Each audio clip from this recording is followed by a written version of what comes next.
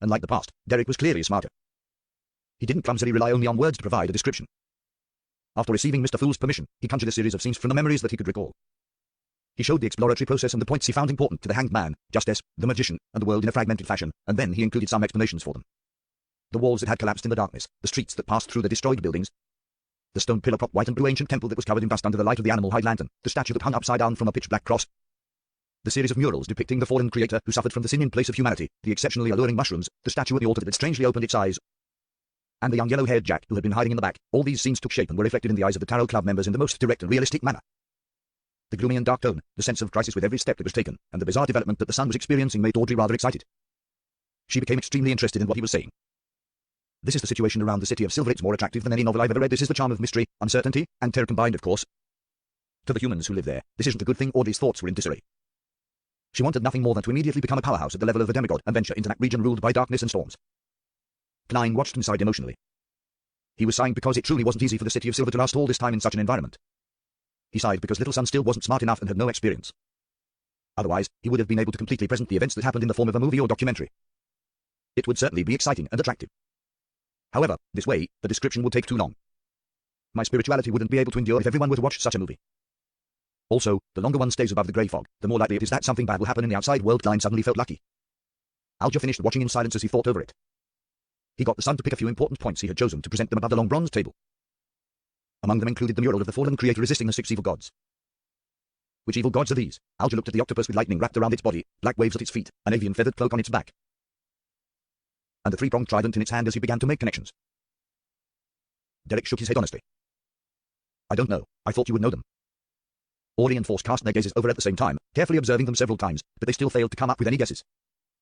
They had originally thought that these were 6 of the 8 ancient gods from the legends of the City of Silver, but they couldn't find a suitable match.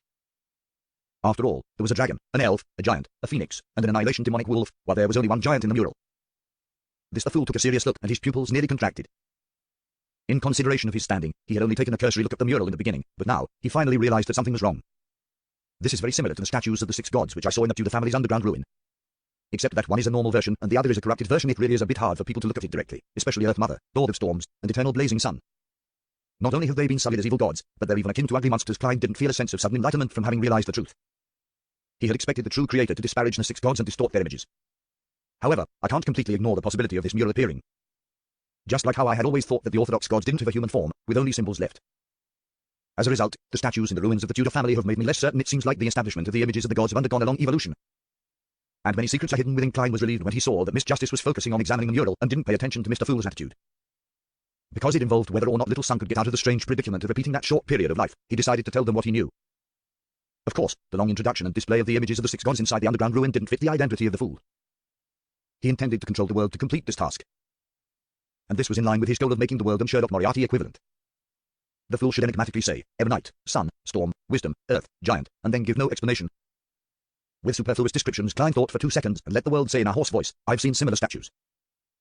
After attracting everyone's gaze, he paused and added, in an adventure to a 4th epoch ruin. Audrey was very interested, but she maintained her basic level of restraint. Mr. World, what kind of statues were there? Can you show it to us? Of course, if you aren't willing to, or if you require compensation, it's negotiable. There's no need, as this might also solve some of my doubts. The World smiled darkly. He acted by making a request to Mr. Fool, and when he got permission, he conjured the statues of the 6 gods and their corresponding sacred emblems. With her head against the full moon, the lady, who wore layers upon layers of hazy dresses that didn't repeat, gave off an exceptionally beautiful feeling. On her long black skirt, there were also specks of starlight, as if it were a night sky, and on top of that, the iconic Ebonite sacred emblem. Audrey immediately recognized her to be the Ebonite goddess she worshipped. This statue was most similar to the evil god in the upper left corner of the mural, but its face was more human, and there were no strange eyes hidden around it. What sacrilege? This is sacrilegious to the goddess. Audrey was a little angry, but she quickly calmed down. As the most infamous evil god, it's expected that the true creator would let his followers disfigure the goddess, but why would there be a humanoid sculpture of the goddess in the underground ruins? Isn't it said that the Orthodox gods only have symbols? Audrey frowned slightly, lost in thought. Alger felt somewhat enlightened as he said with a sigh, so the murals depict the distorted images of the 6 gods. They really had humanoid images in the past. Perhaps this is the reason why the churches have always been trying to find the Forsaken Land of the gods as for the Forsaken Land of the gods. It's most likely hidden in the depths of the Sonya Sea. Yes, it definitely doesn't exist in a normal state, otherwise, it would be impossible for the deities to not notice it. Alger added silently inwardly. The son was first taken aback before he came to a realization. Mr. Hanged Man, are these the deities that all of you mentioned before, the Ebonite goddess, the Lord of Storms? Yes, the Hanged Man gave an affirmative answer. What do they have to do with the apocalypse? What does it have to do with our land being forsaken by the Lord? Derek subconsciously pressed. Unfortunately, no one could answer him. Force raised her hand in confusion. Why is there no god of steam and machinery? This was the god she believed in. In the northern and southern continents, the 7 gods had always been equal. Rumor has it that the god of steam and machinery, also known as the god of craftsmanship, wasn't born until the 4th epoch.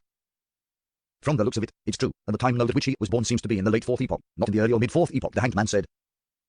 A mixture of explanations and guesses. He had an unconsiderable enthusiasm for such topics. So that's the case. Force felt a little guilty as she had never read the Steam and Machinery Bible seriously, and her faith appeared as just a way of life. Derek didn't harp on the previous matter and instead asked, is this mural the key point? Perhaps, you can try to break it, but don't. Hey, don't let the chief suspect you. The Hanged Man was about to say that he shouldn't attempt to pronounce the honorific names of one of the 6 gods. Or else he or they might directly descend into the forsaken land of the gods, but after careful consideration, he realized that the little son didn't know the corresponding honorific names at all. All right, thank you, Mr. Hanged Man.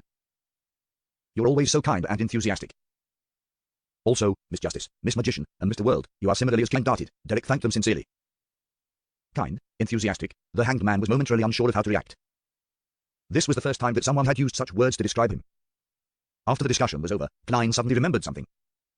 In the previous exploration of the abandoned temple of the true creator, the city of Silver found the name Rose Redemption. However, it didn't seem to pay attention to this.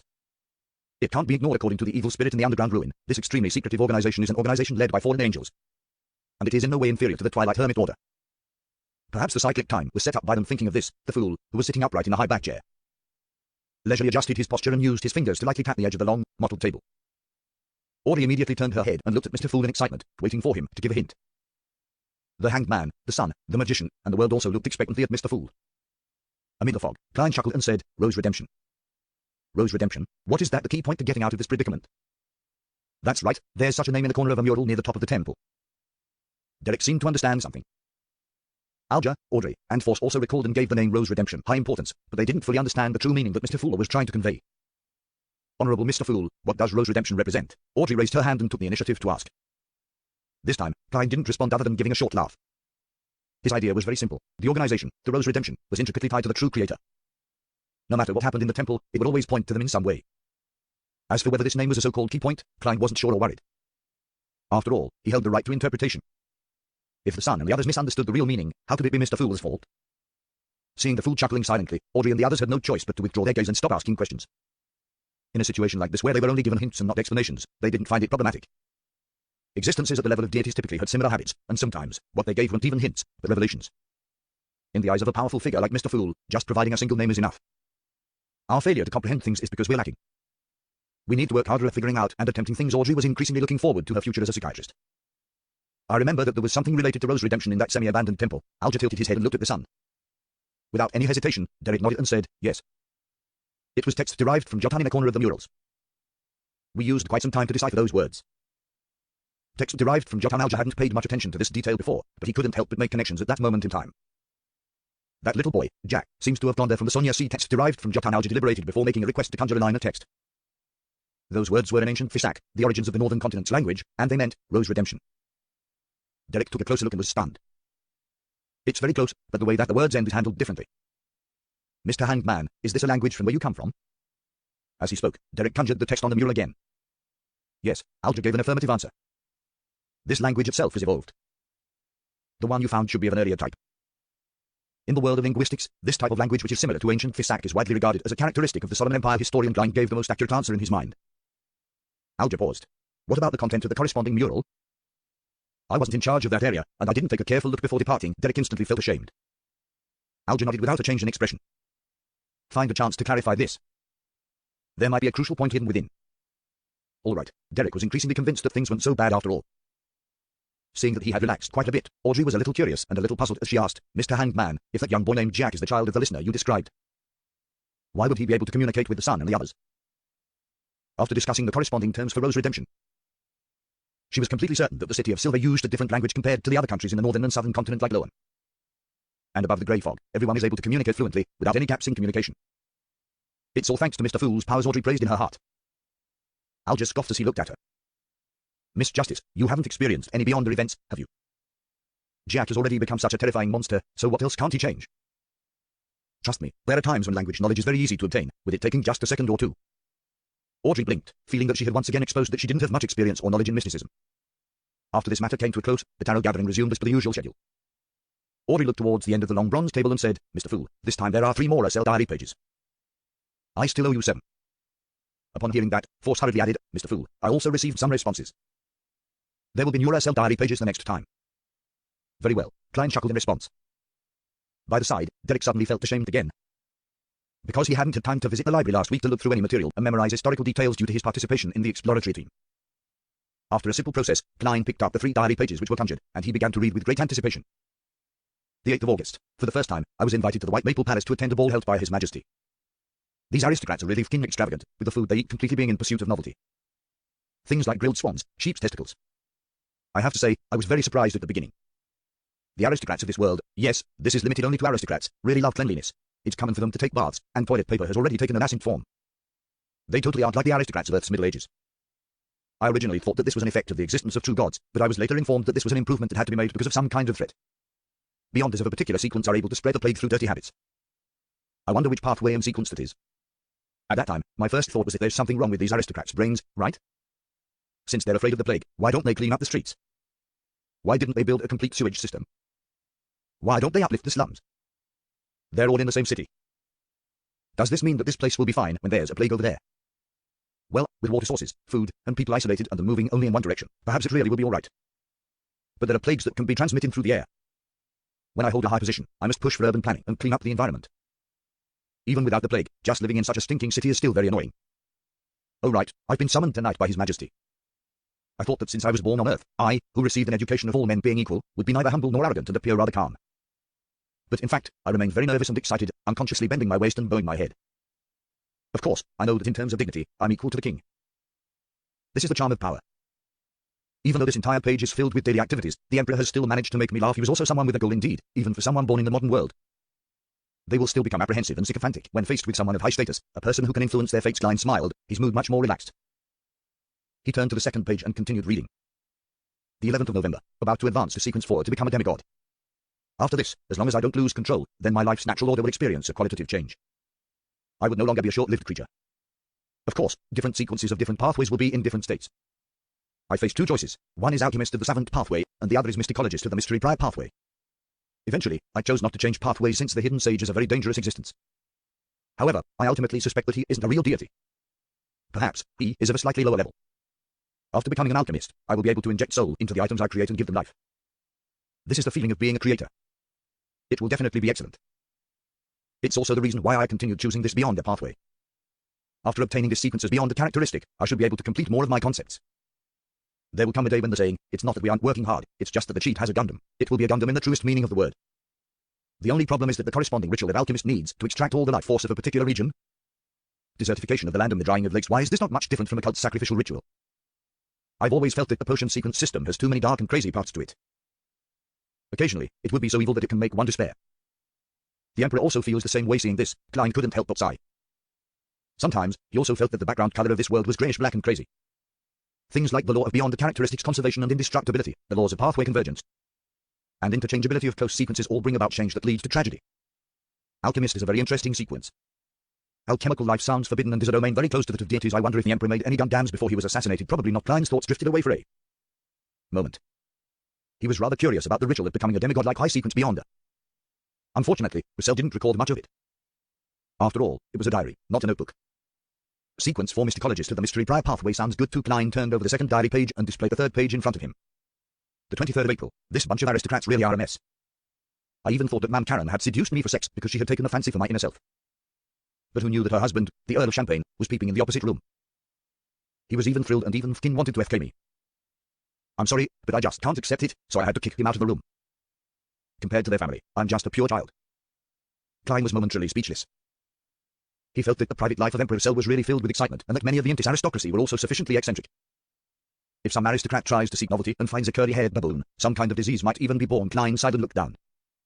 The 25th of April. To cultivate my character and hone my mind, I went fishing at Swan Lake. I hope that one day I can go fishing at sea for a mermaid. Sigh, I've been quite depraved recently.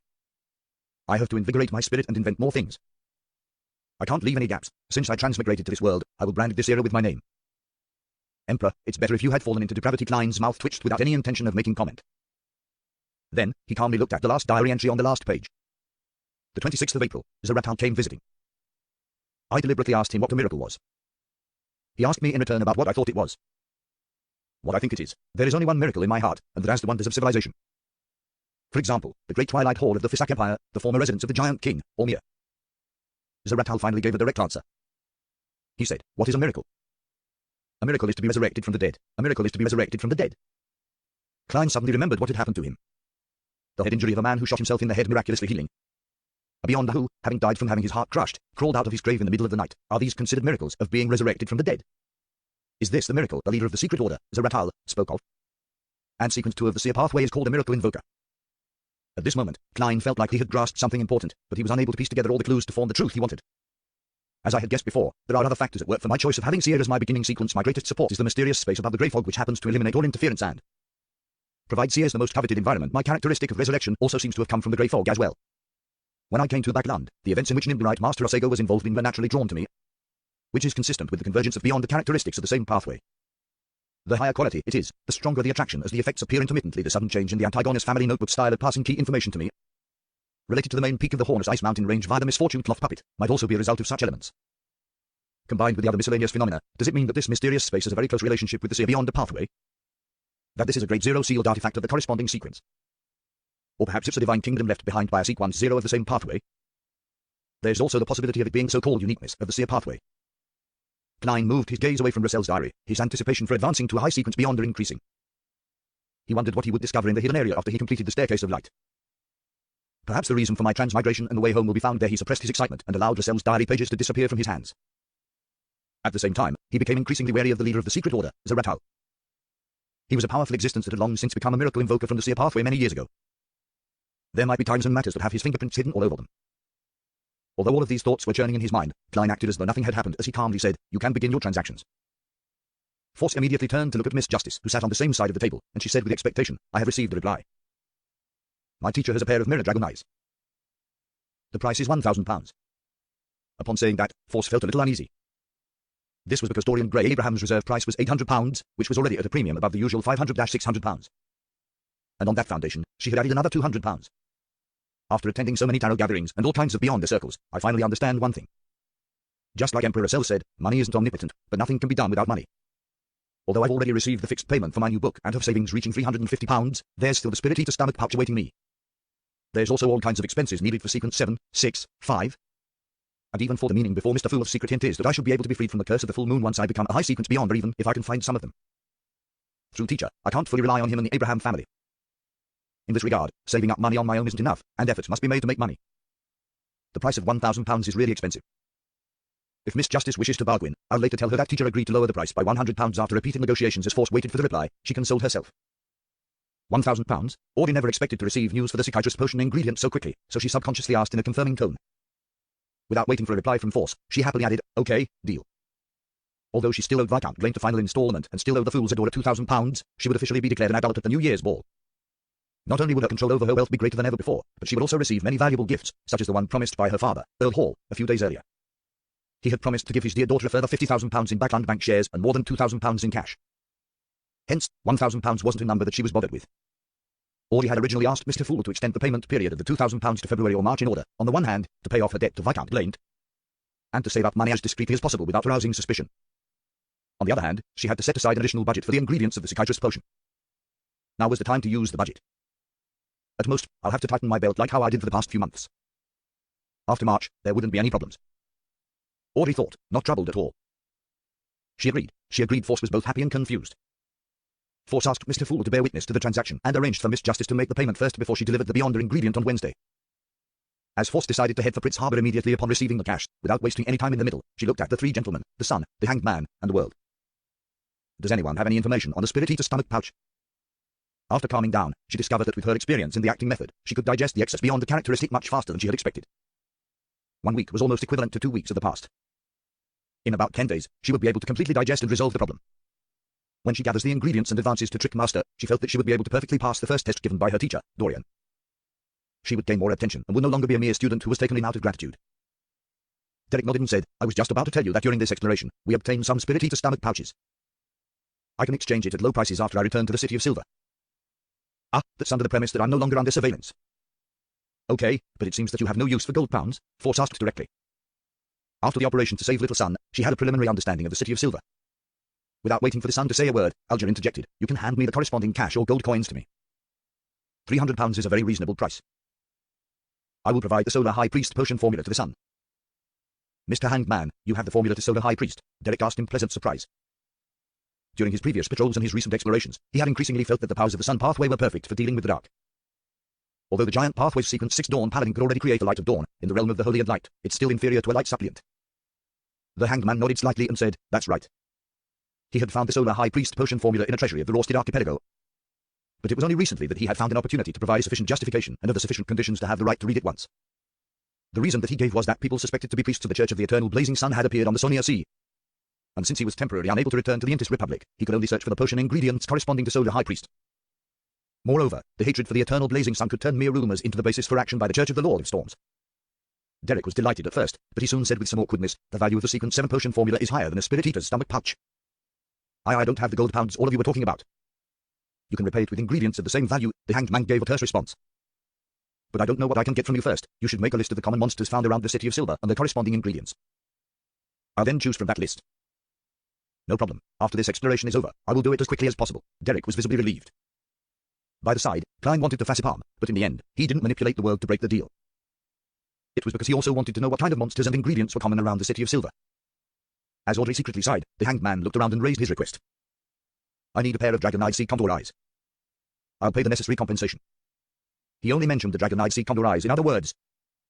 Mr. Hanged Man has clues regarding the Blue Shadow Falcon's crystalline feathers. He really does have many channels and resources. Audrey, who had seen the potion formula for Wind Blessed, thought with some enlightenment. After the transactions came to an end, they began to freely exchange information about their areas, and the end of the tarot gathering quickly approached. During the process, the world inquired for clues about mermaids and obtained an answer similar to the one he had received from Sharon. When everything was over, Klein, who had been watching quietly, thought it necessary to warn Miss Justice and Miss Magician. A terrifying object that is suspected to be a Grade 0 sealed artifact has appeared around Prince Edisake. It might even involve 0-08, which would definitely not be a simple matter.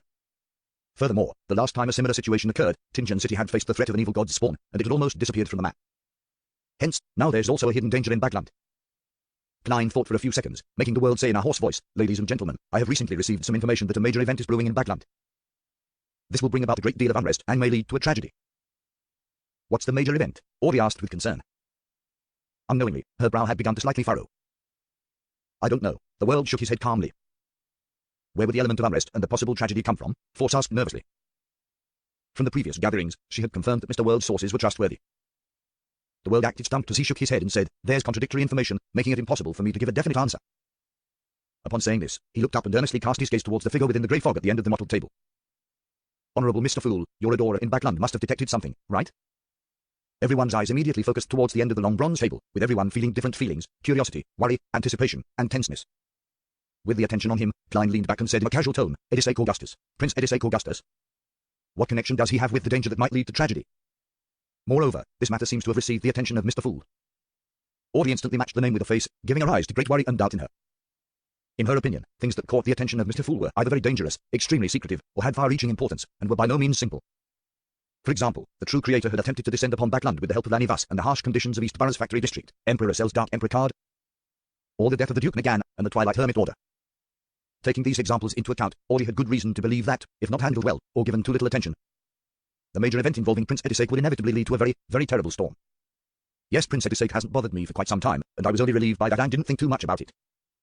Now, it does seem a little problematic at the previous ball, he still warmly kept me back to discuss some boring topics, trying his hand at pompous bad humour. But just 2 or 3 days after that, he turned rather cold and had even deliberately avoided me. I have to find a chance to ask father about him, but I can't show too much curiosity. Or else it might be very possible that he would agree to the royal family's marriage request. Audrey recalled some details, and she suddenly felt her shoulders sink from the weight. She had never liked Prince Edisake, including his 2 elder brothers, and she had no intention of becoming a princess consort. As for the reason, it was very simple. The followers of the Evernite goddess couldn't accept that the Augustus family had believed in the Lord of Storms for generations, which meant their arrogance, pomposity, contempt, and eccentricity against women had penetrated deep into their bones. It was hard to change them, which was the one thing Audrey couldn't tolerate the most.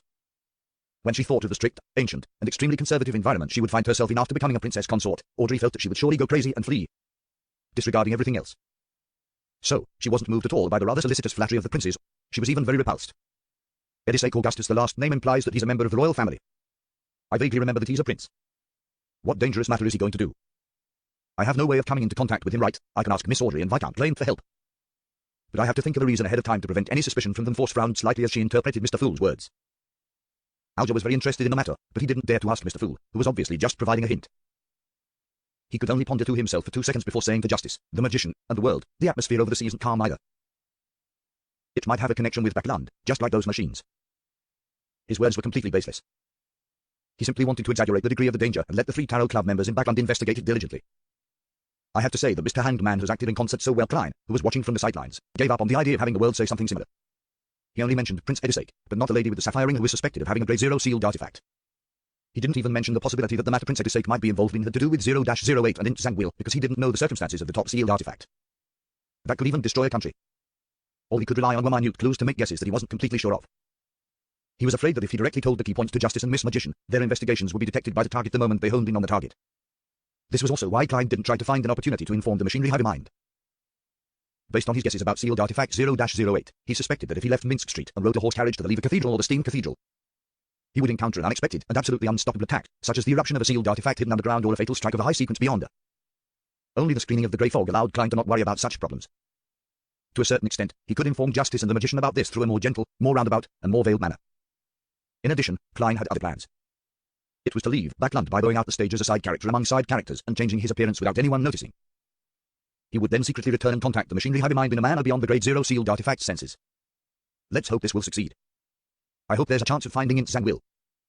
Yes, the premise is that he is indeed involved in this matter. Wait a minute, while Mr. Azak was after Int Zangwill, he had a conflict with MI9. He became secretly wanted, and MI9 has always been considered to be a pro-royal faction in the military. A series of coincidences revolving Prince Edisake is rather similar to the features displayed by sealed artifact 0-08. In the past, this seems to indirectly confirm Int Zangwill's existence. Klein closed his eyes, and the bright boots and pale hand flashed back to him. He leaned back in his chair, his lips curving upward. Ladies and gentlemen, we shall meet next week. In Empress Borough, the opulent villa of Earl Hall. Audrey stood in front of the full-length mirror, staring blankly at her reflection. There were good news and bad news for her at this tarot gathering. The good news was that she was about to receive one of the psychiatrist potion's main ingredients. Although she was no longer the ignorant girl who had bought some basic general knowledge from the Hanged Man for £1,000 and knew the approximate price of a lot of beyonder ingredients, she didn't mind paying a premium for the eyes of a mirror dragon.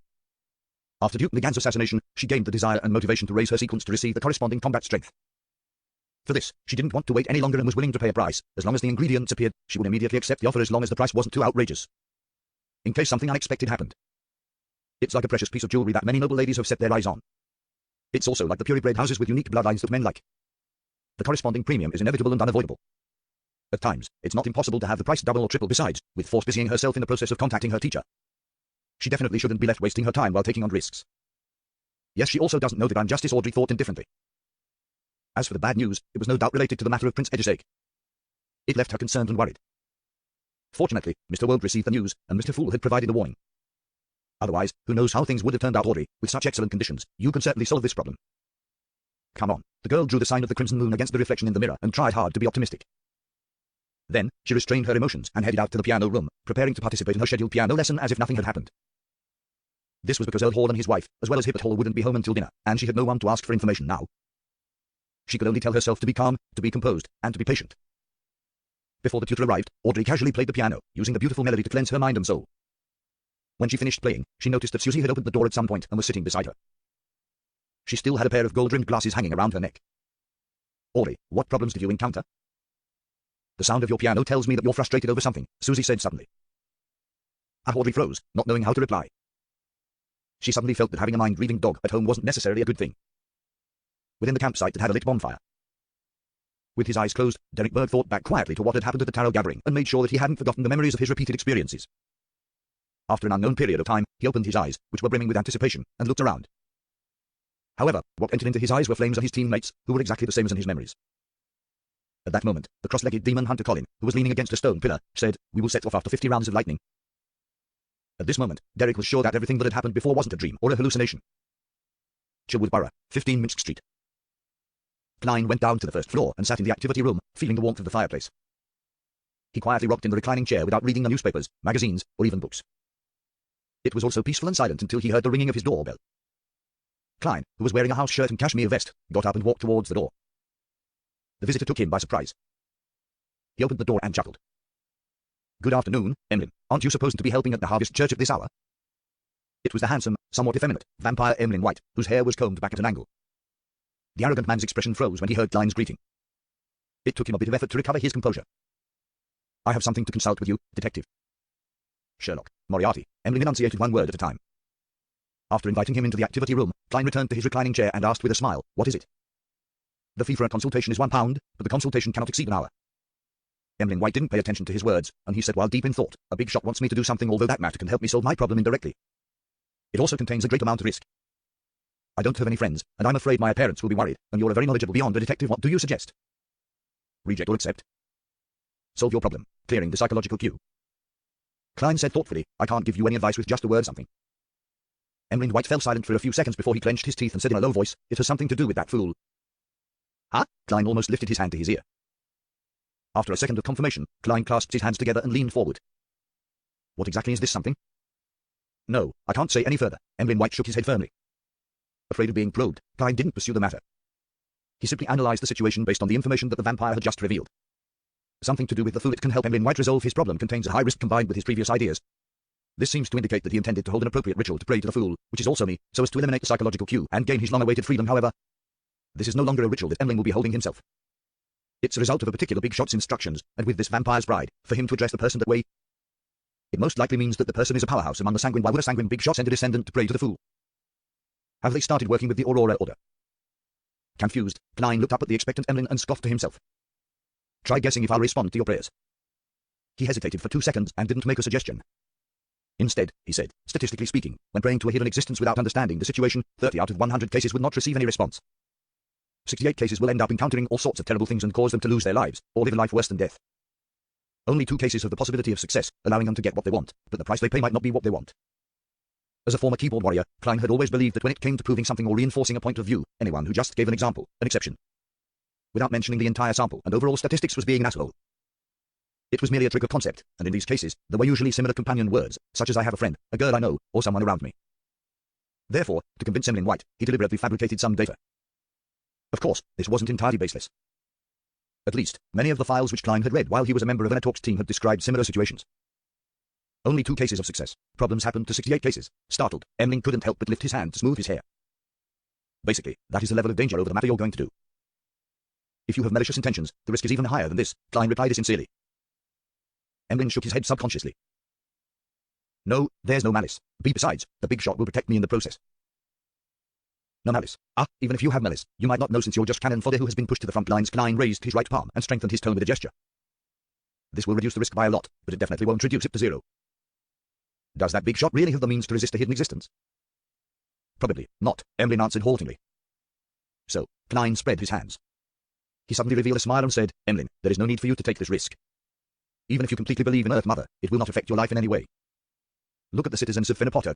Don't they eat, dress, and do whatever they want? When the time comes, there's a high chance that Father Utravsky will no longer force you to do volunteer work at the Harvest Church. You will regain your original freedom. Furthermore, I believe that you have adapted well to the teachings of Earth Mother without any contradictions." Emlyn White remained silent for a while and said, "Being a believer because I like her beliefs is completely different from being forcefully turned into a believer through a psychological cue. Even if I do abandon the moon one day and believe in Earth Mother, I also hope that it is a choice that I freely made. It has nothing to do with others. This is the last pride of a sanguine." Klein looked at Emlyn with some surprise. He hadn't expected him to be so insistent. He considered for 2 seconds and didn't try to persuade him again by giving a terse acknowledgement. "The problem is actually very simple. That is, do you have the courage to face a certain degree of danger because of the orders of the big shot and the temptation to get rid of the cue? If you're willing to sacrifice your life for this, then the answer is extremely simple. In short, this matter will ultimately be left to you to decide." Emlyn listened with a heavy expression, and he instinctively retorted, "If I really choose to make the attempt, it's definitely not for myself, but for all sanguine.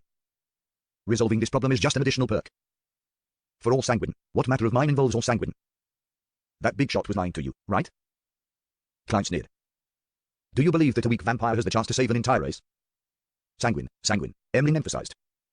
"Moreover, my strength isn't bad either. It's equivalent to sequence 7 of you humans. By the way, it's the kind that specializes in combat. As for whether you believe it or not, you wouldn't understand." He stood up and said, "Although your analysis and suggestions are meaningless, I still have to thank you. The consultation fee will be deducted from the previous suitcase and tin box." Klein wasn't able to react for a moment to what he was talking about. It was only when Emlyn had left that he suddenly realized what he meant. Aren't the vessels in large transactions usually free? The petty and stingy vampire. In the darkness, in which the frequency of lightning had yet to resume, the exploratory team from the City of Silver punctually arrived at the periphery of the abandoned temple. Derek remembered that during their first operation, all the animal hide lanterns had been extinguished here. The entire team fell into pure darkness, and he had also heard the creepy cry for help coming from the depths of the temple. According to the conjectures from Mr. Hangman and Miss Justice, this might be the starting point for our repeated cycles. But why would we wake up in the campsite outside the city and not directly here? Remembering the discussion at the Tarot meeting, Derek raised his arm and prayed secretly, as suggested. A pure light suddenly burst out from his body, causing Joshua and the other members of the exploratory team to quickly assume battle positions. What happened? Demon Hunter Kalian drew his sword and asked in a deep voice. Derek looked left and right in horror and said, "Your Excellency, I just heard a child crying, 'Save me, save me.'" He wanted to test if this was a key point. "And now?" Kalian asked warily. "I don't hear it anymore." Derek listened carefully. Demon Hunter Kalian glanced at Joshua and the others from the corner of his eye. "Did any of you hear it?" No, the exploratory team members shook their heads. After pondering for a few seconds, Kalian came to a decision. He took out a dark blue metal bottle from the secret compartment in his belt and smeared the colorless, viscous liquid on his sword. Then, he stabbed upwards with his sword. Suddenly, the sky lit up. Streaks of silver, snake-like beams started to surge upwards, quickly spreading in all directions. The silver-white light instantly enveloped all the members of the exploratory team, as if illuminating the darkest corner of every single one of them. With a sizzling sound, the silver serpents drilled into the void, heading off into the unknown. Everything calmed down very quickly, leaving only the dim light of the animal hide lanterns scattered in silence. Kalian narrowed his eyes. Whatever he attempted had sensed something unknown. After a full 5 seconds, he raised his hand and pointed forward. "From now on, we can't afford to be careless. We have to be on full alert." Such familiar words, "This isn't the key to breaking out of this predicament." Derek calmed his heart and followed the team into their half-deserted temple without any delay. This time, he learned his lesson and didn't look at the face of the fallen creator. In the process of inspecting the ground, he managed to get himself to investigate the area where the mural was by being proactive. He held on to the animal hide lantern and the axe of Hurricane in his hands as he and one of his teammates began to take action as a small team. He finally reached his destination after passing through a series of mottled and crumbling walls. As the light from the animal hide lantern grew closer, the mural on the wall gradually became clearer. Derek first looked towards the corner and found the strange, memorable line of words. Rose Redemption. He silently chanted the name, raised the animal hide lantern, and carefully examined the details of the mural. On the highest area of the mottled wall was a huge, blurry, pitch-black cross. A shadow that was difficult to discern was hanging upside down on it. Against such a backdrop, there was a desolate plain. In the plains, there was a long line of people. Their destination was a distant mountain, the cross on top of the mountain, and the figure hanging upside down. Within the line, some of the people were kneeling on the ground, praying devoutly. Others had already stood up and were walking forward while facing a raging wind. Their faces were simple sketches, as though it was trying to highlight their tattered clothing. Only the leader at the front was relatively clearer. It was a tall and thin man with long, silver hair reaching his back. This man had soft facial features, his head was lowered, and his eyes were tightly shut. There were layers upon layers of wings of light on his back. Angel, a legendary angel. Derek observed the situation around the leader with excitement. Soon, he discovered a meandering, rippling river beneath the feet of the seemingly angelic man. The river kept twisting and turning, and it led back into itself, becoming the source. A cycle. This creates a cycle. Derek felt that he had caught on to something important. In the cycles of experiences, there was actually a circular river in the mural on the wall. The latter was obviously hinting or revealing something. Derek looked up and saw the silver-haired angel with an uncountable number of wings. There was a touch of indifference in the gentleness of his face, as though he was looking down at the river, looking down at fate. Is this the true meaning behind Mr. Fool's hint? Derek thought for a moment and decided to give it a try. If he succeeded, he planned on blaming all his anomalies on the boy, Jack. If he failed, no one would remember what he had done. Under the stunned gaze of his teammates, Derek raised the axe of Hurricane and viciously slashed at the river in the mural. The lightning that had just flashed by was triggered, and the silver light fell onto the axe. Boom. Derek's axe, wrapped in streaks of silver, struck the river in the mural, causing the wall to cave in and stone chips to fly everywhere. With one strike, the river that had its source connected to its mouth completely disintegrated. Just as he was looking forward to having the cycle broken, resulting in the members of the exploratory team escaping the temple, Demon Hunter Kalian's figure phased away and appeared before him. His face grim. What were you doing? The tip of the demigod's sword was still pointed downwards, but the grip on his hilt was clearly tighter than before. Thinking back to the collective wisdom of the Tarot Club members, Derek said, half doubtfully and half fearfully, "Your Excellency, a black shadow flashed past here just now." It's true, it looked like the figure of a child. Without looking away, Kalian Iliad asked another team member, "Hyam, did you see it?" The exploratory team member named Hyam subconsciously moved closer to the chief, firmly shook his head, and said, "No, I didn't see anything." Kalian's light blue eyes immediately glowed, revealing two complex dark green symbols. He watched Derek in this state for 4 to 5 seconds. Finally, he withdrew his gaze and said in a normal tone, "This is your first exploration mission. Hallucinations due to being nervous is normal. Subsequently, you are to stay by my side. I think you'll be calmer this way." "Yes, Your Excellency," Derek agreed without any hesitation. Having just made an attempt, he confirmed that the mural wasn't critical. The Rose Redemption that Mr. Fool suggested likely hides a deeper meaning. It's not that simple. Derek walked silently beside Chief Colin with the axe of Hurricane in hand. What happened afterward wasn't much different from the explorations he remembered from his previous explorations. Everyone repeated the events in the past and arrived at the final hall with an altar for the 6th time. There, they found the yellow-haired boy, Jack, curled up in the shadows. Upon hearing save me, and seeing the silhouette of the child, Demon Hunter Colin nodded his head indiscernibly and retracted most of the attention he had placed on Derek Berg. Just as he was deliberating his words, Derek suddenly asked, "How can we save you?" Jack revealed an excited expression. Save me, send me home. Send me home." "Where is your home?" Derek asked, curious and frightened. Seeing this, Colin shut his mouth and tightened his grip. Jack raised his hand weakly and said, My home is at Enmat Harbor." Enmat Harbor, although Mr. Hanged Man never mentioned it, from the word harbor, Jack really doesn't belong to this place of ours. It's very likely that he comes from the outside world, from the Lower Kingdom, where Miss Justice and the others are located. Derek was overjoyed, unable to hide his excitement. His reaction didn't arouse any suspicion from Demon Hunter Colin, because this powerful chief of the 6-member council had also never seen the sea. He could only read from the preserved books that this body of water was many times larger than a lake, as well as the term harbor. The words that came out of the strange boy's mouth presented itself like a painting of a new world in front of Colin. This made him, who was desperately searching for the future of the City of Silver, forget about anything else as he blurted out, "How did you, or you and your companions, get here?" Jack showed a reminiscing expression. "My father and I first travelled by boat, then we met up with his companions and continued on the voyage. After a huge storm, the rest of us touched ground and followed the direction of the Lord's gaze and came all the way here." Followed the direction of the Lord's gaze. Demon Hunter Colin and the others looked at the deity statue in unison, trying to determine where he was staring at. Soon, Colin was able to determine some general information. They had proceeded in the direction of where the statue was looking at. That is to say, as soon as we reverse the process, we can find the shore and the place where they landed the opposite direction of his gaze as the map around the City of Silver, which was gradually being perfected through continuous explorations, appeared in Colin's mind, allowing him to come up with a preliminary sketch of the route of the boy's journey. If there are no other temples in the middle and no corresponding statues, extrapolating it all the way would pass through the ruins of the giant king's court. Colin's pupils suddenly contracted. That was the palace that once housed the ancient god, Giant King Ormir. It wasn't too far away from the City of Silver. The descendants of the Kingdom of Silver, who had been ruled by the giants for generations, knew exactly where the ruins were located, but they were still unable to complete their exploration of the area because it was extremely dangerous, even more dangerous than the pure darkness. According to Colin's extrapolations, the unfamiliar boy and his party had passed through the ruins of the Giant King's court before arriving here. How did they do it? Perhaps they didn't take a completely direct path, and they circled around the Giant King's court regardless. There's a path that leads to the sea behind the Giant King's court. And on the other end of the sea might be a human kingdom. Is that the hope of the City of Silver? Colin couldn't help resisting the thought. At this moment, Derek acutely noticed that the clothes on the boy's chest and abdomen were dyed dark red, as though some kind of liquid was slowly seeping out. "Are you hurt?" he cautiously asked. Jack lowered his head and replied in an erratic tone, "Something ugly is growing there." As he spoke, he took off his clothes, revealing his bare chest. It was inlaid with 2 eyes, a nose, and a mouth. It wasn't painted nor was it made of gems. They were real eyes, a real nose, and a real mouth in the purest sense of the word. Furthermore, they didn't seem to belong to one particular face but to 3 people. All of a sudden, Derek imagined a scene in which Jack had used the remnants of his companions after eating them, their eyes, nose, and mouth, to form a strange face on his chest. The face was gentle and indifferent, giving Derek an inexplicable feeling of familiarity. It took only a second or two for Derek to figure out the reason for the familiarity. The face was very much like the angel in the mural above them, the silver-haired angel with his feet over the circular river. Sure enough, the reason we keep repeating the exploration is because of him. A thought struck Derek, and he blurted out a single word, as though he was going to blurt the incantation to extricate himself from the predicament. "Rose Redemption," he solemnly shouted. Jack raised his head and stared at him, his mouth slowly grinning wide before reaching his ears. "I'm so hungry, so hungry." Derek froze as he saw a fierce battle ensue. When he regained consciousness, he found himself sitting by the bonfire in the campsite again. Rose Redemption isn't the incantation. He began to reflect deeply. The 7th exploration soon began. Derek, who had made an attempt, no longer behaved strangely, but he proactively sought to investigate the Rose Redemption mural. As usual, the exploratory team entered the underground hall with the altar and the deity statue. They found the obviously strange little boy, Jack. After a similar conversation, Derek once again saw the human face that had been pieced together with the facial features of other people. Now experienced, he didn't take any actions which could agitate the boy. He lowered his voice and said to Demon Hunter Colin, "Your Excellency, the face on his chest is very similar to the angel in the mural above us.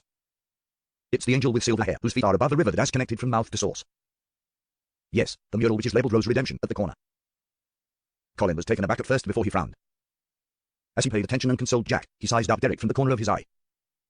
After a few seconds of silence, he said with a suppressed voice, "Due to you mentioning this matter, you made me think of certain things." Without waiting for Derek to ask, he continued, "We've been studying this mural for a very long period of time and only believe that it depicts an angel leading a group of ascetics on a pilgrimage. And perhaps this group's name is Rose Redemption.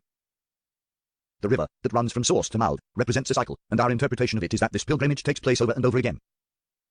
And now it may be that it is used to identify the angel. That's the idea you gave me, as Aemon used to hide in your body." Why? Derek was at a loss.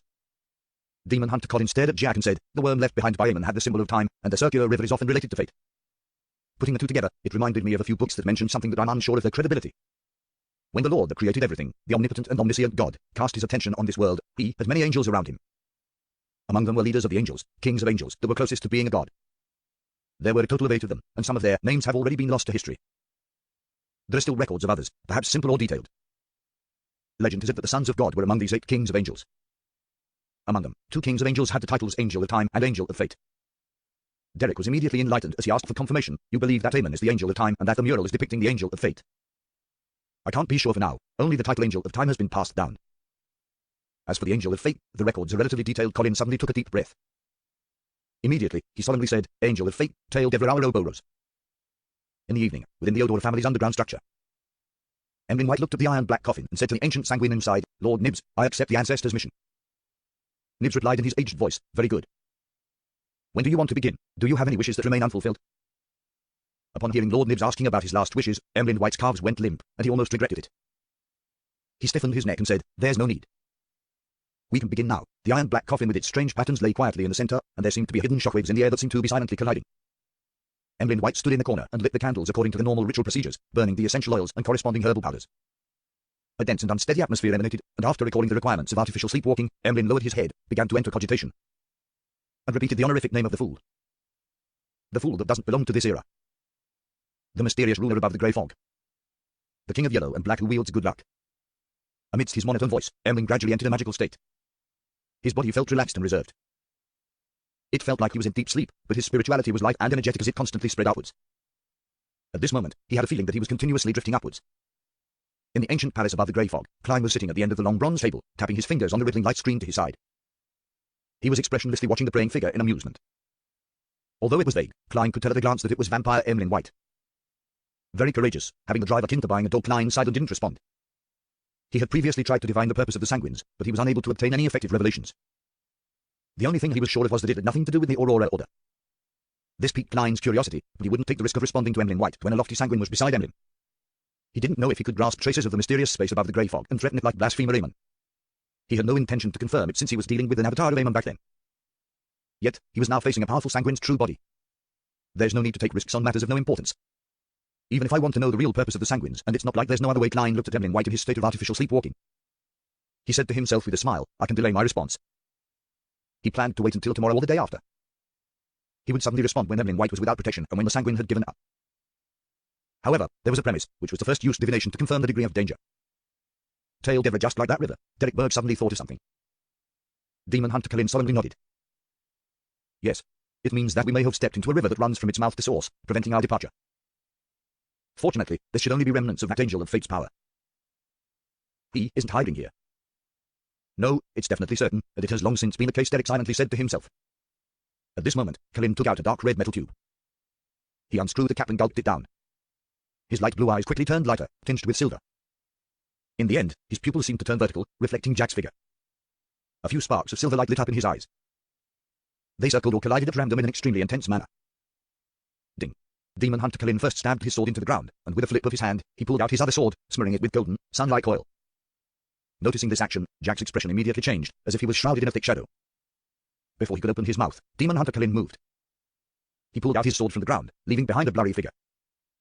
The golden and silver light shone brightly, illuminating the entire underground hall.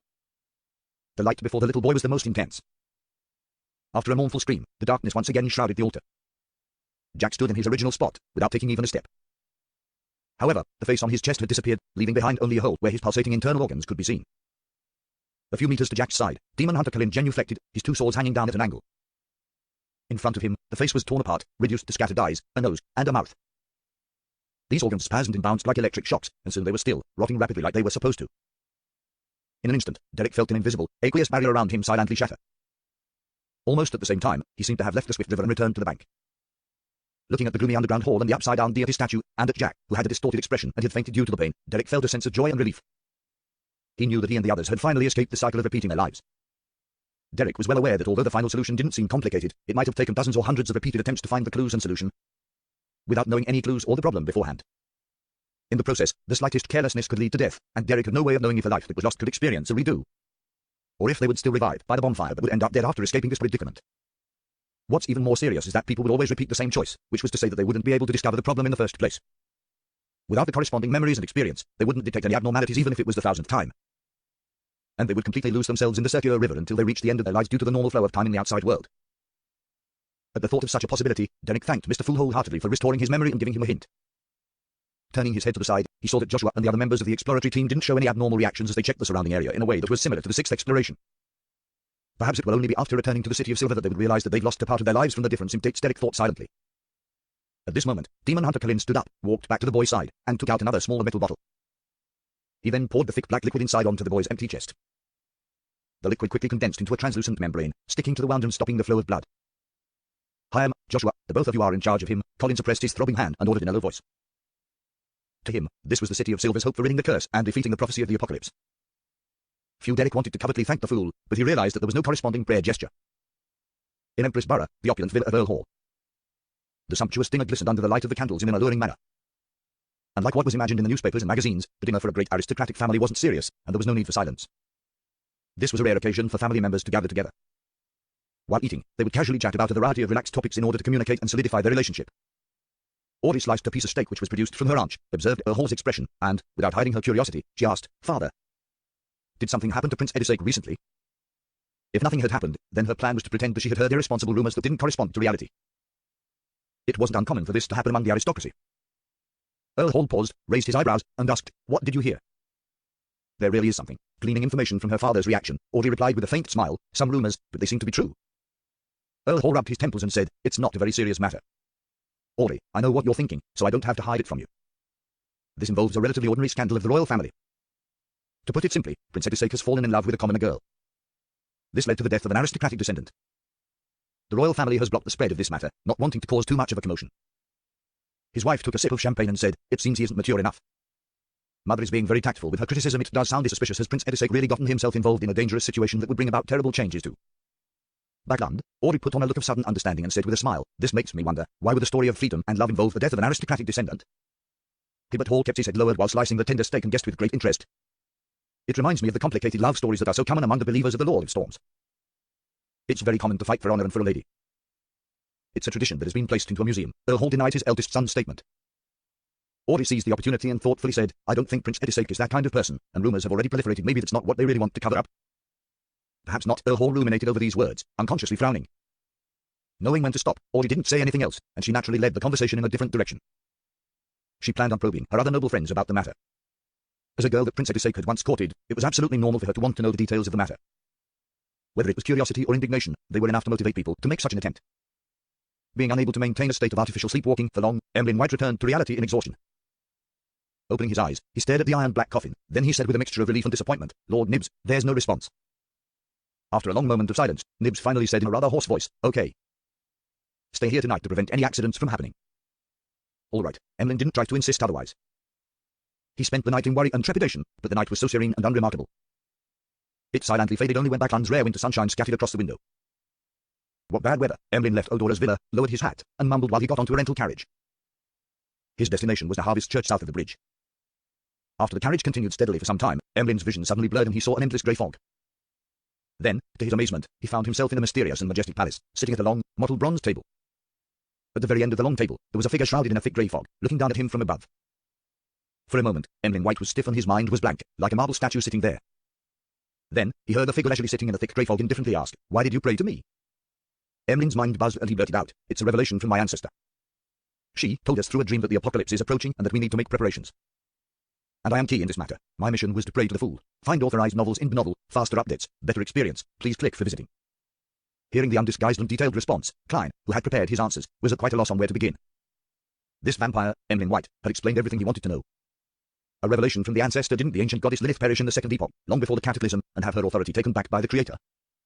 It was precisely because of this that quite a number of vampires tried to pray to the primordial moon, resulting in an extremely tragic outcome. Moreover, Mr. Dorr had also mentioned that the moon card is empty, indicating that, on the one hand, the primordial moon is most likely the embodiment of some other deity or powerful devil, while on the other hand, it indirectly proves that the ancient goddess Lilith has lost her sequence 0 position, which is generally equivalent to dying. Klein instantly connected the dots.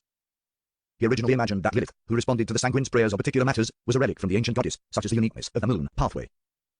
Thus, it would be rigid, passive, and extremely restrictive, but now, its initiative of providing a revelation had overturned his guess.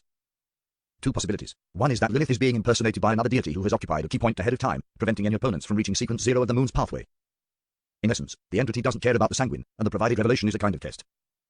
The greatest suspect is the goddess who had snatched the title of Lady of Crimson, but she's already sequence 0, corresponding to the star in the cards of blasphemy. Why would she covet the moon? Is it to foil the plans of her enemy? The second possibility is that the ancient goddess hasn't fully perished. As long as no other powerhouse has become sequence 0 in the moon pathway, she is able to use a unique and incomprehensible method to continue surviving, waiting for a chance to make a return. Just like the Dark Emperor card's description. And perhaps the goddess had taken the title of Lady of Crimson to foil this situation to a certain extent. Going by this logic, Lilith's recent apocalyptic revelation is her struggle to revive after years of preparation. And the Fool plays a key role in her revelation. If that's true, then in a certain way, it's an invitation for cooperation, but I'm just a sequence 6 beyond her, so how am I to cooperate with a yet-to-disappear ancient goddess? Let Emlyn White join the Tarot Club. The Sanguine are a race with a long lifespan. They have existed since the Second Epoch, and must know quite a number of secrets. However, that would be me taking quite a risk. Yes, it would be possible to divine whether or not to pull Emlyn into each gathering ahead of time. Yes, there was a similar apocalyptic prophecy in the sites in the spirit world from Yellow Light Venetham. He also pointed out that the Abraham family's curse would be removed by an apprentice who has the help of a hidden existence. This matches Miss Magician's present stage. She is an apprentice who has received the help of me, the Fool. That's rather interesting. Has every high-level being that's good at prophecies realized that the apocalypse is unavoidable and have seen the Fool's existence and his possible effects? One thought after another flashed through Klein's mind, but his expression didn't change at all. He leaned back in his chair and smiled leisurely. What did your ancestor ask you to pray to me for? The calm voice pulled Emlyn out of his stupor, and he shook his head in a slightly dazed manner. I don't know. At this moment, Klein saw the stars behind Emlyn's chair shift quickly, turning into the symbol of the crimson moon. As expected, beyond the pathway of the descendants of the ancient goddess, Lilith, points towards the moon. Klein chuckled and said, in a situation with the 7 orthodox gods and so many secret existences, why would your ancestor think that I would be the key to the apocalypse? The Fool's attitude finally made Emlyn White calm down, realizing that he had encountered an incredible event. He had been forcefully pulled into a magical place by a hidden existence. He is the Fool. He isn't actually angry. Is it because I represent the ancestor? I, Emlyn White, am indeed special. I was mentioned by the ancestor, and I received a response from the Fool with this in mind. Emlyn couldn't help but sit up straighter before saying in deliberation, Honorable Mr. Fool. The revelation provided by the ancestor is this. I, Emlyn White, will become the key in saving the Sanguine and clinching victory against the apocalypse.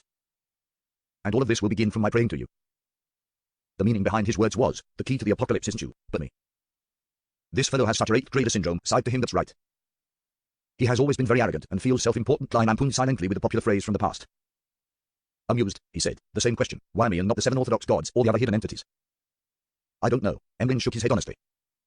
Klein thought for a moment, then he deliberately said, actually, I think I understand your ancestor's intentions. She wishes that, with my help, you're able to grow into a true high-level entity and save the Sanguine when the apocalypse happens. Grow, Emlyn said in puzzlement, as you know, a Sanguine have no way of growing on our own. Only through special ceremonies will we gain the bestowment of our elders and relics of the ancestor that allow our advancement. Indeed, it has to be in accordance with the law of beyond characteristics conservation. In other words, there have to be other ways as long as the basic law is abided. Klein chuckled. Your knowledge has blinded you, making you unable to see the wider world. Of course, this question will not be answered by me. The answer must be found by you. I will only provide you with an opportunity.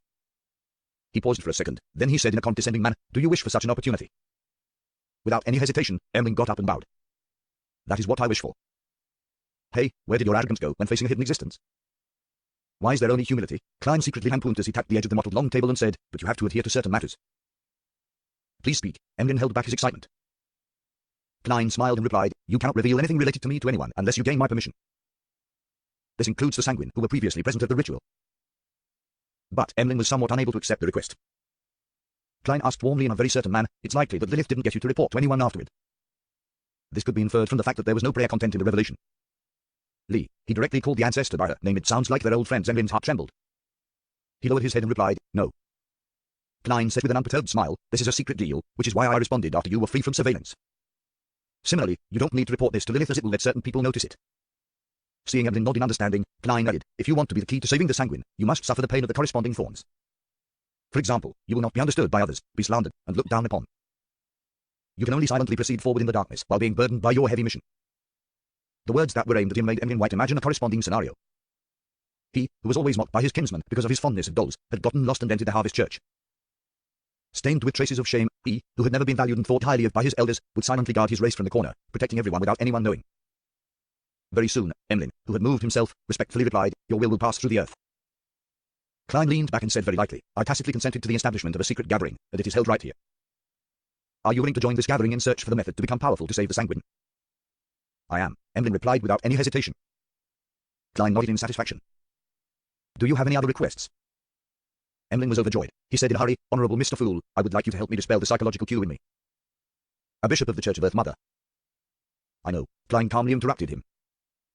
He knows as expected of a hidden existence, Emlyn said, lowered again. Klein let out a soft chuckle. I can help you, but what price are you willing to pay for this? Above the grey fog, he had a very potent spirit vision, and he had previously discovered that the dark-coloured psychological cue within Emlyn White's spirit body had at some point mostly dissipated, thinning out to the point of frailty. Klein had intended to resolve the problem by referring to the ritual used to resolve similar problems in the Book of Secrets. But the situation now led him to believe that a secret deed ritual with the Dark Emperor card and the purification of the Sun brooch would thoroughly disperse Emlyn White's psychological cue. Price. Emlyn thought about it for a moment, but he couldn't think of anything that would interest a secret existence like the Fool. Seeing this, Klein took the initiative to say, I'm very interested in some of your Sanguine history. You can use it in exchange. The Sanguine's history. After a moment's thought, Emlyn agreed. You can think about what you would like to describe first. Hey, before that, you need to choose a code name from them. Klein conjured the unselected Major Arcana tarot cards on the surface of the long bronze table. Emlyn White scrutinized the cards with interest and said, the Moon. I choose the Moon card, typically used to describe early teens who have delusions of grandeur, who so desperately want to stand out that they have convinced themselves they have hidden knowledge or secret powers above the grey fog, inside the palace that looked like a giant's residence. The Moon. Emlyn thought hard about what part of the Sanguine's history that he should tell the Fool.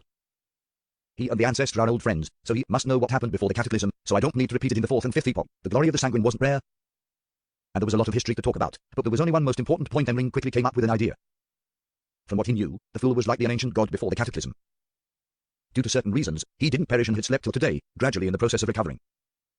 This explained why no such secret existence had appeared in the Sanguine records that had a history spanning millennia, until his honorific name suddenly spread. After some deliberation, Emlyn straightened his back and said, after the cataclysm, the Sanguine left the center of the historical stage of the northern and southern continents and became nobles of different empires and dynasties as individuals instead of as a race. They either governed a territory or guarded a castle in a key area. This continued until our queen, Blood Moon Queen, or Anya, who led us out of the era of darkness, became the wife of the Trans-Soist dynasty's Night Emperor. She gathered all of the Sanguine together, and the Sanguine became important supporters of the dynasty. At that time, Lorenz Augustus and Physaxine Horn had to politely address our queen as Her Majesty. In that era, Queen Anya was the symbol of beauty.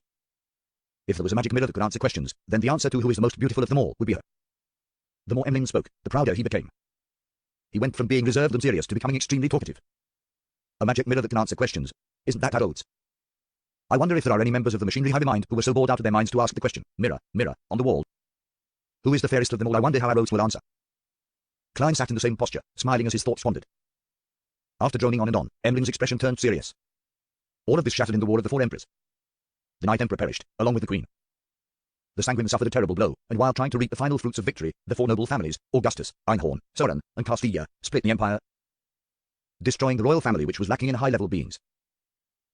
The Sanguine had no choice but to retreat to an uninhabited mountain to hide in the shadows so as to maintain the continuation of our race. Just as I expected, the seven gods were already the seven gods during the War of the Four Emperors. Klein thought of the statue of the six gods in the Tudor ruins.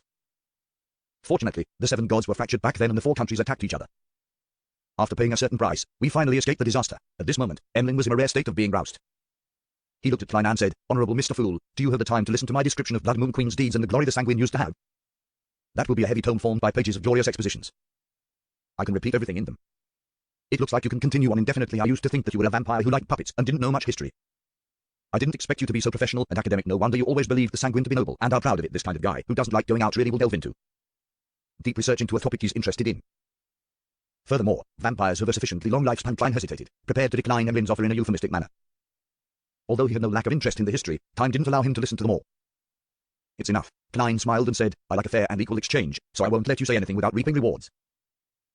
In the future, when you have the chance, you can use your relevant history to trade for what you want from me. All right. Emlyn felt lost for a moment. This was the first time he had the opportunity to tell someone else about the glory of the Sanguine. Normally, in order to hide his identity, he wouldn't be able to show off to the humans. As for the members of the Sanguine, all of them knew what needed to be known, and he wasn't in charge of educating the newborns. Klein didn't say anything else and resumed his supercilious attitude. All right, you can go back now. A dark red light immediately lit up in front of Emlyn White's eyes, quickly devouring him. After a short period of dizziness, he found that he was still sitting in the rental carriage. Soon after, he saw an illusory goatskin parchment and gained the knowledge of how to request help from the Fool via a secret deed ritual. When I'm free in the afternoon, I'll immediately hold the ritual at home and ask Mr. Fool to dispel my psychological cue. Emlyn was suddenly excited.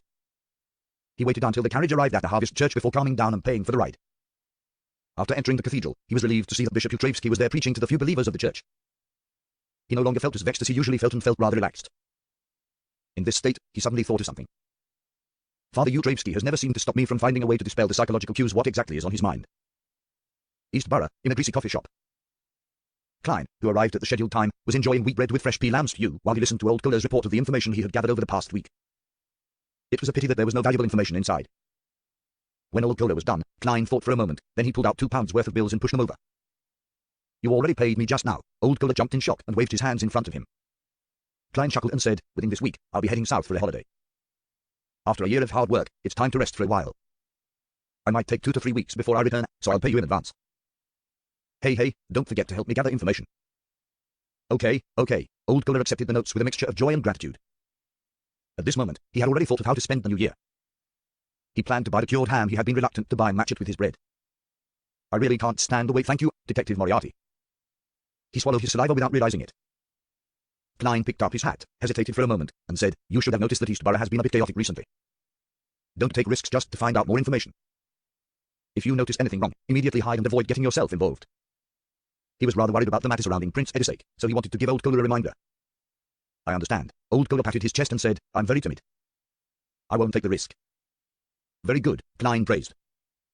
Then he remembered the laundry maid, Live, and her 2 daughters, Frasier and Daisy, who loved to read, and wanted to change their fates before he said whilst in thought, "Watch out for Live's family. Don't let them be bullied. If there are any outbreaks in East Borough, take them to a safe place." "Outbreaks, you mean the workers' resistance?" Old Kohler asked, puzzled. "More or less," Klein answered vaguely. This was the limit of what he could reveal. Otherwise, it would be very easy for him to be suspected by others or the sealed artifact itself. Find authorized novels in Novel, faster updates, better experience. Please click for visiting. In a room with large and small dolls, Emlyn White came home at noon and sat in his chair, enjoying the gloom created by the curtains. He looked around and clenched his fists. "I'll cheer for myself." With that, he rummaged for materials with spirituality and began to write the honorific name of the fool, as well as the corresponding symbols and magic labels. After some hustling and bustling, he tried the secret deed ritual. His spirituality gradually dissipated, as if he had arrived at an immeasurably high place. Vaguely, he saw countless shadows of ineffable shapes, 7 colors of light that seemed to contain immense knowledge, and the greyish-white fog that stood above everything. Above the boundless grey fog, there was an ancient palace that was impossible to see clearly.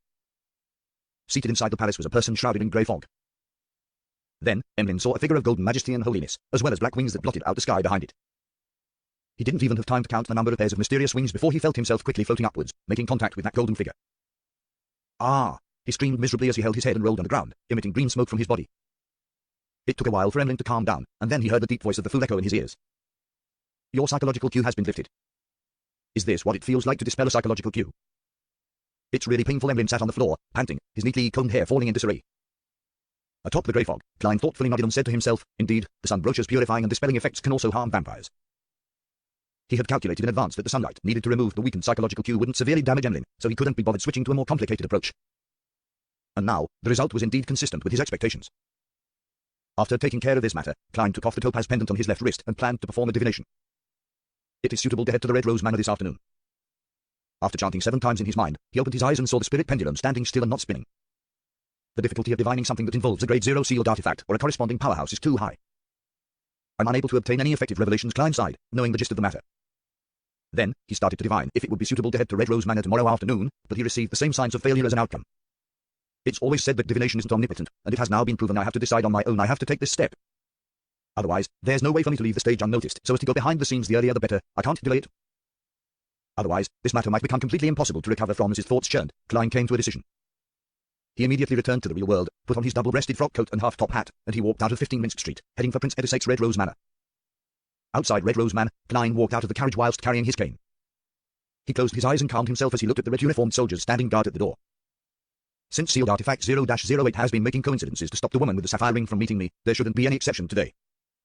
There's no need for me to worry about running into her. As long as I fool Prince Edisake with my acting, everything would be fine." Klein thought quickly and walked towards the entrance of the manor. After being searched and handing in the gun holster and revolver, he followed a male servant's lead and walked across the grey slate road, past a fountain spewing clear spring water, and entered the main house. They arrived at the 2nd floor and arrived outside the room that was supposed to be a solarium according to the layout.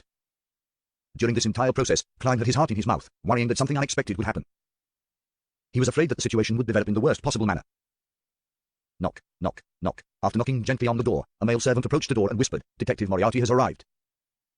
After a full 10 seconds of silence, a heavy voice came from inside the room. "His Highness has invited him in."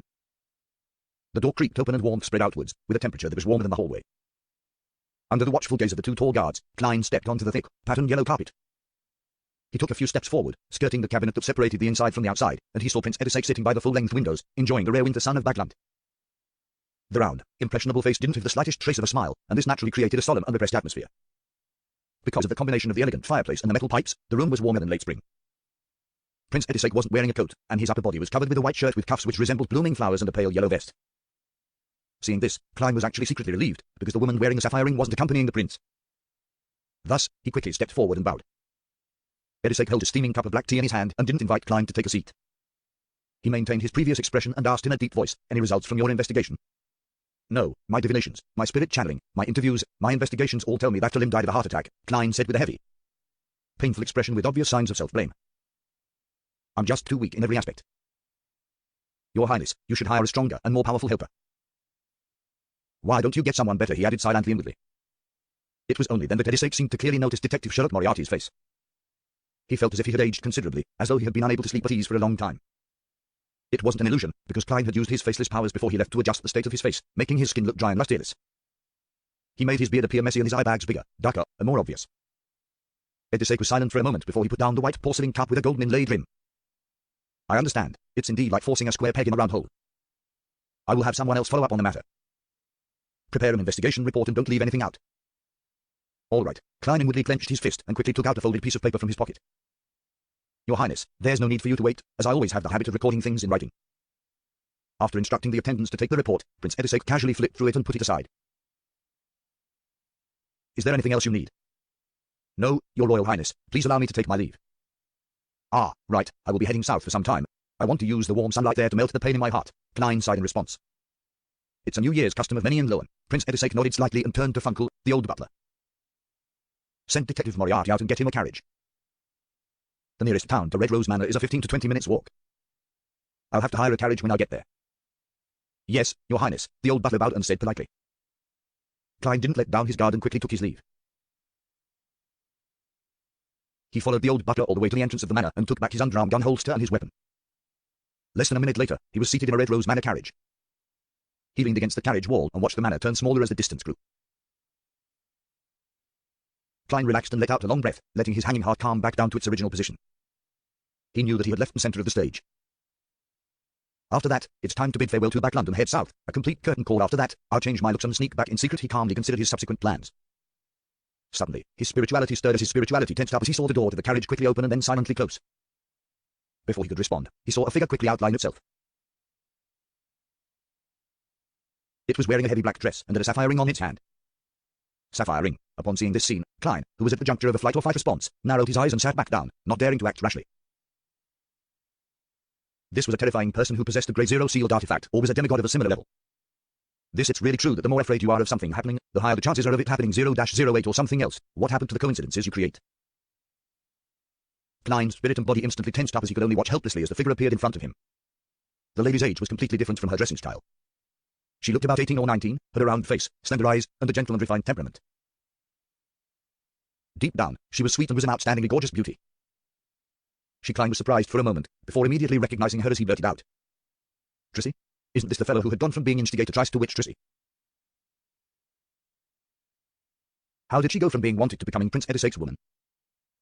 How did she, a member of the Demoness sect, end up by Prince Edisake's side? And she even has a Grade 0 sealed artifact, or a mystical item of a similar level." When he looked again carefully, he saw that there was something different about Trissy. Her facial features, which weren't outstanding alone, were softer and more delicate, but when placed together, they were stunning. Hearing his surprise, Trissy became happy instead of being alarmed. She revealed a sweet smile and said, "You know me." "I knew you know me. A detective with beyond powers definitely pays special attention to the wanted posters." She looks very happy," Klein cautiously asked with doubt and caution. "What do you want?" He clearly remembered that the person before him wasn't a good person. Trice had single-handedly created the tragedy of Alfalfa via instigation, while Trissy had caused the deaths of many innocent civilians in Tingen City. Trissy pursed her lips into a smile and said, "Very simple. Quickly report me to the Nitorks, the mandated punishers, or the machinery hive mind. Get them to come here and capture me." "Calling the cops on yourself?" "This transvestite, this woman must be insane." Klein was a bit at a loss. He soon figured out the meaning behind her message. Trissy would rather be locked up behind Kniss Gate than stay at Red Rose Manor. She's trying her hardest to get out of here. Simply put, she believes that this place is more dangerous and more despair-inducing than being caught by the Nitorks and mandated punishers. Klein tried his best to control his expression and asked in a deep voice, "What are you afraid of?" Tracy stood dazed for a second before she widened her eyes and said with her unfocused eyes, "There's someone manipulating my life. There are always coincidences that horrify me after they happen. And I'm becoming less and less like myself. Find authorized novels in Novel, faster updates, better experience. Please click for visiting." Saying this, the corners of her mouth curled up as she said, "Can you imagine? Being someone who loves those shy and cute maids, can you imagine the pain when I wake up in the morning in the arms of a naked man? I can. That's why it's best to stay away from being an assassin," or which Klein couldn't help but imagine such a scene, and his heart palpitated for a moment. Tracy continued with a self-deprecating smile, "I thought that by working hard to advance, to become pleasure, that I would be able to free myself from that weird state. Hence, I sought people to help me search for the corresponding Beyonder ingredients, but the outcome only turned worse. Sometimes, I forget a lot of things, but they end up really happening. I endured the disgust, seduced Halim, and tried to get him to help me escape.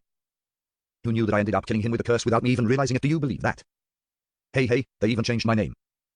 They wanted me to completely abandon my past self. No, absolutely not. They thought I could only overcome the coincidences for a short period of time and that I would soon get back on track. Humph, it was just an impression I deliberately created for them, so I have managed to meet you, Mr. Detective. Pleasure Demoness ingredients. Klein suddenly remembered that in the Beyond, gathering held by old Mr. Eye of Wisdom, Isengard stand gone. There had been a person who had requested to purchase the main ingredients of the Demoness's pleasure potion. With him being aware of the formula, he instantly noticed it on the spot, but he had chosen to ignore it. He gradually forgot about the matter with time. So that was Tracy's helper. Was she already by Prince Edisake's side back then?